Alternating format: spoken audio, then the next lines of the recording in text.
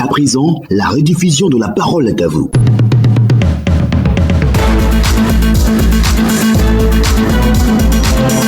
Merci de nous rejoindre pour ce premier numéro de La Parole est à vous. Le sujet, le ministère en charge de l'emploi des jeunes met en œuvre l'école de la seconde chance initiée par le gouvernement ivoirien. Pour cette année 2023, 2000 jeunes déscolarisés et non scolarisés seront recrutés et formés dans plusieurs centres de formation à travers le pays avec en toile de fond leur garantie une insertion sociale. Le service civique va occuper une place de choix au cours de cette formation. Quel commentaire faites-vous de cette initiative du gouvernement? Que proposez-vous pour réduire considérablement le chômage des jeunes? 2 numéros pour nous joindre, le 27 20 21 44 48 ou le 27 20 24 27 87. Sur notre page Facebook également, vous réagissez. Kwame Daga Francis nous dit à travers cette initiative, le ministère en charge de la promotion de la jeunesse vient de joindre l'acte à la parole du chef de l'État qui, lors de son discours de Nouvel An à la Nation, a décrété l'année 2023 année de la jeunesse. Je pense qu'il faut aussi dégager un fonds important pour former et financer les jeunes qui souhaitent investir dans l'agriculture vivrière. Cela va aider cette jeunesse et permettre en même temps à la Côte d'Ivoire d'avoir son autosuffisance alimentaire. Roger Nianzou, tout projet qui peut garantir l'employabilité est la bienvenue. Le volet service civique est une très bonne chose afin que toute la jeunesse dont se soucient les autorités le rendent bien sûr par leurs divers engagements à participer pleinement au développement de notre pays. Et puis, Grégoire Yaokona offrit une chance à près de 2000 jeunes déscolarisés et salutaire. Le problème se situe dans la pratique puisque dans certains centres de formation, les jeunes ont été envoyés sans mesure d'accompagnement. Il serait intéressant que les formateurs soient instruits sur le contenu à dispenser. Je suis présentement dans un lycée professionnel et j'ai vu les stagiaires de l'école de la deuxième chance. Aucun cadre aménagé pour les recevoir et aucun matériel disponible pour la pratique. Namori Bakayoko nous dit que l'insertion de la jeunesse dans le cocon socio-professionnel est un sujet énigmatique. Pour l'État, cette initiative de la part du ministère de la Jeunesse est salutaire, d'autant plus qu'elle permettra d'éviter l'oisiveté, le chômage, l'analphabétisme de la jeunesse. Par conséquent, cette initiative viendra lutter contre le banditisme et le terrorisme. Au standard, nous avons M. Douan Denis qui nous appelle de Saint-Fra. On vous écoute. Nous ne cesserons jamais de remercier le gouvernement et plus singulièrement de l'État, son Excellence M. Alassane Ouattara pour toutes ses attentions particulières accordées à la jeunesse. Vraiment, il vient de concrétiser sa parole. Prendre en charge 2000 jeunes déscolarisés et non scolarisés en termes de formation et réinsertion sociale est une idée bien nourrie. C'est d'ailleurs le préalable à toute chose qui, pour ma part, réduira considérablement le taux d'analphabétisme, de chômage, d'incivisme et de criminalité. Pour réduire de manière drastique le taux de chômage, je pense qu'il va falloir tout d'abord mobiliser les jeunes à s'intéresser aux 10 projets du gouvernement. C'est donc le lieu d'interpeller l'ensemble des Ivoiriens à faire une large diffusion de cette information auprès de leurs enfants et connaissances. Par ailleurs, j'ai la ferme assurance, M. Adam Wagagoko, que le pourcentage d'emploi sera jusqu'à 0%. Si et seulement si le gouvernement perpétue chaque année ce projet.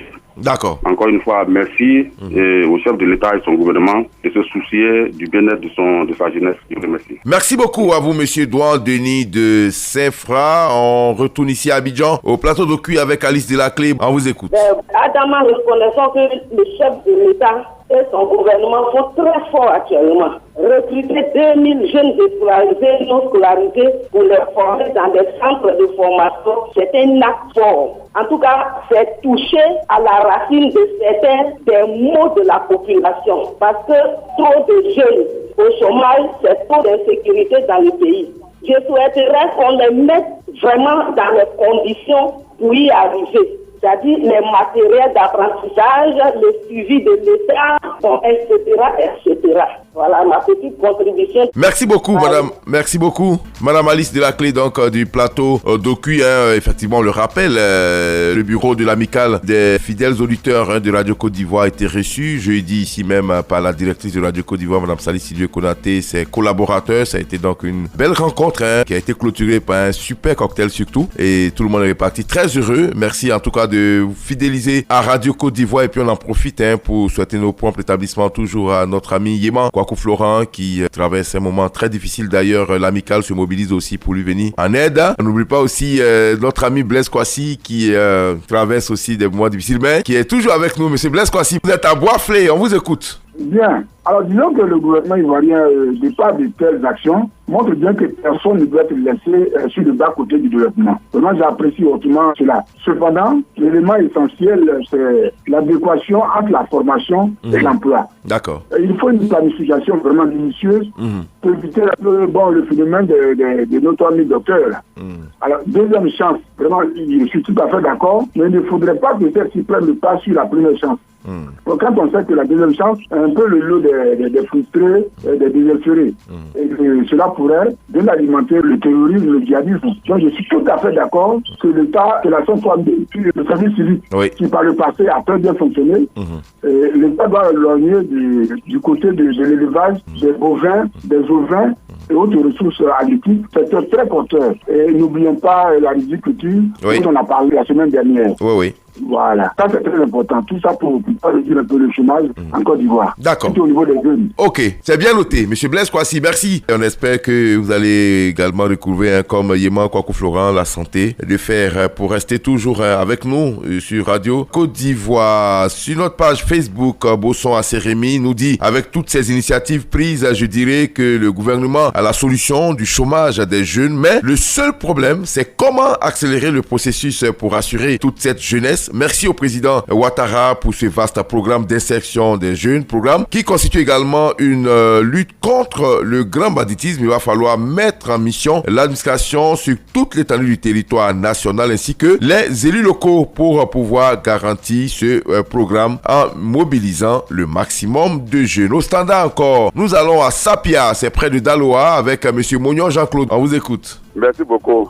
Merci au gouvernement et au président de la République et à M. Touré Mamadou qui est en charge de ce département qui est un peu de haut Sandra. D'accord. Merci beaucoup à Nama Bakakoko. Il faut dire que 2000 enfants, 2000 jeunes, c'est trop, c'est bon. Il faut que nous, les parents, on s'implique aussi à aider aussi le gouvernement. Le gouvernement ne peut pas donner toutes ces mesures d'accompagnement. C'est nos enfants qu'on aide. Il faut que nous aussi, on s'implique, les parents, on s'implique. Et je dis merci aussi au gouvernement. C'est concernant pour la fabrication. Ici, à Saint-Pierre, il y a un centre qui a été ouvert. De mon massage, un centre qui a été écrit. C'est bien beau. Il faut que les enfants qui vont se former, il faut que nous-mêmes, nous les parents, on arrive aussi à les caser, à leur donner aussi les mesures d'accompagnement. On ne va pas attendre tout de l'État. L'État fait un, nous on attend aussi deux. C'est ce que j'aimerais dire. Merci à Adam Baïfo. D'accord. Le représentant régional, en tout cas de l'amicale des fidèles auditeurs de Radio Côte d'Ivoire, je l'ai dit, le bureau a été présenté récemment. Un bureau qui a à sa tête, bien sûr, Zon Gaston. Là, oui. Alors, on part à Bangourou avec monsieur Kwadio Jean-Marie. On vous écoute. Moi, je pense que l'initiative est bonne. Mais tout cela, les emplois des jeunes que le gouvernement crée, nous voyons ça. Mais il faut que ça soit vraiment compétitif sur le terrain. Parce que vraiment, ces emplois-là, on sent pas ça trop. Le recrutement de la jeunesse, on attend sur la télévision, à la radio, mais vraiment, on ne sent pas ça trop sur le terrain. Donc vraiment, c'est que l'initiative que le gouvernement vient de prendre, vraiment c'est salutaire. Mais il faut que vraiment, ça soit une réalité sur le terrain pour que nos parents aussi qui sont dans les zones rurales, que nos enfants déscolarisés puissent vraiment avoir quelque chose pour aider aussi les parents aussi. D'accord. On va vous demander de vous rapprocher aussi des agences emploi jeunes. Aujourd'hui en Côte d'Ivoire, toutes les communes en ont les guichets emploi jeunes. Je crois que c'est vrai, quand on lance un tel projet, il faut aussi aller à l'information. Il ne faut pas s'asseoir à la maison et attendre forcément qu'on vienne à vous. Vous avez appris... Monsieur concentrer à Abidjan. Non, mais... Non, monsieur... Monsieur Kwadio, c'est un vieux débat et ça, on l'a dit plusieurs fois ici. Vraiment, l'agence emploi jeune là. Je suis allé moi-même en Bengué, après de la frontière du Mali. Il y a un bureau agence emploi jeune. Il y en a partout. À vous d'aller à l'information. Vous n'allez pas vous asseoir pour qu'on vienne. Mais il n'y a pas de communication dessus. Ah oui, mais je vous donne l'information. Moi, je communique avec vous, monsieur Kwadio Jean-Marie. Allez-y à Bangourou. Oui. Allez, la commune la plus proche de vous, c'est où? Vous êtes dans quelle localité? Je suis à Bangourou. À Bangourou, mais c'est vague. À Bangourou, il y a plusieurs villages. Vous êtes de quel village? Je suis à Farikro, à Fekro. Ah oui, mais quelle est la commune ou bien la sous-préfecture qui est à côté de vous? Je suis dans la sous-préfecture de Niablé. Allez-y à Niablé. Vous allez voir un guichet emploi jeune. Allez à la mairie de Niablé, renseignez-vous. renseignez-vous, c'est comme ça qu'on fait. Vous allez voir. Voilà, mais c'est aujourd'hui que tu es en train de donner les détails. On l'a toujours dit, monsieur Kouadio, on l'a toujours dit. On dit que les administrations sont déconcentrées, on est représenté partout, les gens sont allés à l'information. Souvent, les projets sont lancés dans certaines communes, on nous dit le nombre de jeunes n'est même pas atteint. C'est-à-dire que le quota des jeunes n'est même pas atteint parce que les gens vont même pas. Donc il faut se renseigner, il faut aussi aller à l'information. Merci beaucoup à vous. Là-bas à Bangourou, le débat de non, tout se passe à Abidjan, je crois qu'on en a trop parlé, on en a discuté suffisamment. Aujourd'hui, on peut pas le dire, il existe partout ce genre de projet, il faut juste aller à l'information. Monsieur Taïro Nicolas est à Krezukwe, c'est vers Divo. On vous écoute. Mes prédécesseurs ont déjà tout dit. Je voudrais m'appesantir sur 2 secteurs. Le premier secteur, c'est au niveau des concours administratifs. Oui. Comme c'est une année de la jeunesse décrétée par le chef de l'État, je voudrais faire une proposition pour dire que tous les jeunes en fourchette d'âge de 18 à 35 ans qui vont présenter les concours administratifs cette année, qu'ils aient la légère chance de déjà 35% par rapport à cet avantage-là pour les concours administratifs. Il faut privilégier ceux qui ont 18-35 ans. Il faut privilégier ceux qui ont 18 à 35 ans. D'accord, on revient maintenant au sujet. Pour le sujet, c'est déjà très bon parce que c'est pas tout le monde qui va accepter de faire la formation. Donc il faut aussi donner d'autres avantages à d'autres jeunes qui ont d'autres ambitions par rapport à cette formation-là. D'accord. Par exemple, sur le plan agricole, les jeunes qui ont fait le retour à la terre et qui ont la volonté de travailler, moi, je vous apprends qu'ils ont vraiment des difficultés pour cultiver la terre. Il faut que le ministère de l'Agriculture mette vraiment des éléments agricoles à leur disposition pour vraiment cultiver la terre. Soit les pépinières, des veillards, des palmiers ou du cacao sénéra pour permettre à ces jeunes-là de travailler. Des machettes, des bottes, il faut vraiment de l'engrais. Il faut occuper ces jeunes-là à se mettre au travail. Qui ont la volonté, je ne parle pas des paresseux, mais je parle de ceux qui veulent faire avancer la Côte d'Ivoire et qui veulent gérer leur quotidien. D'accord. Par leur volonté. Ok, merci beaucoup à vous, monsieur Taïro Nicolas de Krezukwe, près de Divo. On va à Koro, c'est dans la région du Bafing, pas très loin de Touba, avec monsieur Soumaoro 21. On vous écoute. Oui, on dit merci au président de la République et toutes les initiatives qu'il prend pour la jeunesse de Côte d'Ivoire. Vraiment, les jeunes qui vont avoir la chance au niveau de l'administration d'abord pour les recruter, même si c'est pas beaucoup de personnes qui n'ont qu'à avoir un suivi, c'est n'a qu'à être les jeunes courageux. Deuxième chose, tous ceux qui vont avoir la chance d'être recrutés au niveau de l'agriculture, si l'État nous finance vraiment pour qu'il n'a qu'à avoir un suivi. Parce qu'il y a des gens qui veulent dire que je vais travailler au champ, mais ils ne connaissent pas. L'agriculture n'a qu'à prendre ces jeunes-là au sérieux pour suivre les formations, vraiment pour qu'on n'a qu'à aider aussi nous-mêmes et la Côte d'Ivoire, pour qu'on n'a qu'à nous suffire à nous-mêmes. Vraiment, on dit merci au président de la République et vous les journalistes aussi, vraiment, vous dit merci et Dieu va être nous tous. D'accord. Merci beaucoup à vous, monsieur Soumaoro 21 de Koro. Sur notre page Facebook, rapidement, M. Tano Eouma Josué dit que l'initiative du gouvernement à travers le chef de l'État est hautement salutaire. Je remercie le président Alassane Ouattara et son gouvernement pour toutes les actions en faveur de la jeunesse. C'est maintenant que je m'aperçois que l'année 2023 est une année décrétée année de la jeunesse. Et puis, Dosso Bassougou dit que l'année de la jeunesse doit se concrétiser par le ministère en charge de la jeunesse à travers plusieurs actions. La création des entreprises industrielles pour l'emploi des jeunes et également mettre une stratégie de financement pour nos jeunes désireux, bien sûr, d'entreprendre dans le domaine de l'agriculture. On retrouve maintenant au standard monsieur Djambla Yobo Jean-Marie qui nous appelle de Dossowo. On vous écoute. Bien, je crois que le pays commence à se reprendre. Vous savez, avant, au temps du fouet, vraiment, cela existait. Parce qu'il y avait quand même une entreprise qu'on appelait au prix de la main-d'œuvre.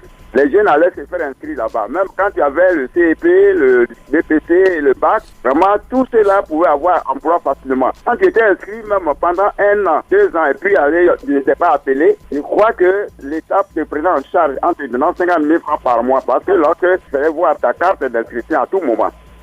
Mais aujourd'hui, là, tout ça, là, ça ne se fait pas. Les jeunes qui ont des diplômes, ils sont tous au village. Présentement, à Dossowo même, il y a plus de 30aine de jeunes qui ont le bac. Même, il y a 40aine de BPC. Les autres diplômes, les hauts diplômes, tu vois, ils sont pleins à Dossowo, à Kepawo, à Sakawo et ainsi de suite. Dans les autres villages aussi, même. Donc, si ce projet a atterri en Côte d'Ivoire et que vraiment, il y a la prise en charge des jeunes, et ça nous va droit au cœur. D'accord. Je remercie le gouvernement, mais il faut que vraiment ça arrive aussi dans les villages. D'accord, c'est bien noté. Merci beaucoup. On termine avec quelques commentaires. Jean-Romain Kakou, très bonne initiative de la part du gouvernement. Il faut dire que les promesses faites aux jeunes par le président commencent à se réaliser, que tous les jeunes puissent avoir donc du boulot, que cela soit continuel. Amara Ouattara, merci au gouvernement qui vient de donner un bon coup à la problématique, bien sûr, qui mine notre jeunesse, à savoir le chômage. Cela va résoudre l'oisiveté et même la délinquance de jeunes déscolarisés. Comme le dit un penseur, l'oisiveté est la mère de tous les vices.